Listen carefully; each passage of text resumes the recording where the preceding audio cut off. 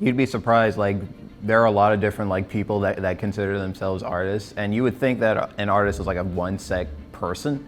It's actually very like diverse. Every art medium does relate to each other. I really didn't think that at first. Even though you're different, you always have that certain creative mindset that kind of brings people together. The more I dove into all the classes and really learned a lot, I saw how all the courses really married to each other. Even underclassmen ones that I don't have class with, if they have class and they'll spot me, we'll talk for a little bit, kind of like exchange ideas, what we're working on. And even though a lot of people, they are introverted and they're very shy, when you actually like get to know them and actually see what they're up to, it actually makes like a very calming and relaxing like group of people. The great thing about the sequential students is they all have this binding element, this love of comics, cartoons, and anime, and all of these things related to it. And so they immediately seem to bond.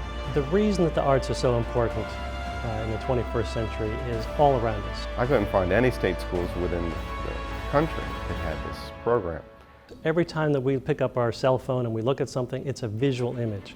And so I really thought that it would be a great opportunity to be able to get a degree in something they really love. The program really was the brainchild of Brad Hudson.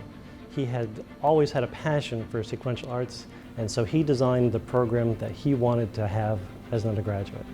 And so I developed the program, it got approved, started in 2009, so it's been growing since then.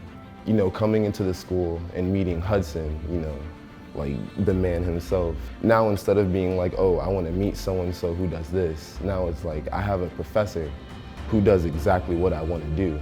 From the beginning, sequential students are encouraged to pursue what they love. I knew I could create, but I just didn't really know how good I was. In the sequential arts concentration, students can expect a really strong foundation in traditional media, drawing, painting, oil paint, charcoal. It's when they start advancing that they start getting into the concentration-specific courses.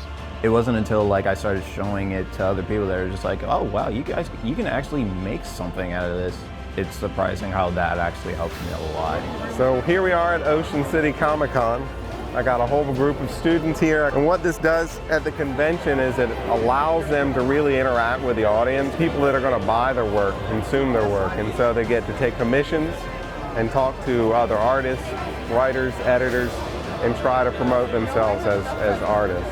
So that specifically was really helping me because it gives us a taste of what the real world is like as far as like selling your art. At first, it was kind of scary at first because how are people going to react? These are people who, they don't know me. They don't have to sugarcoat anything.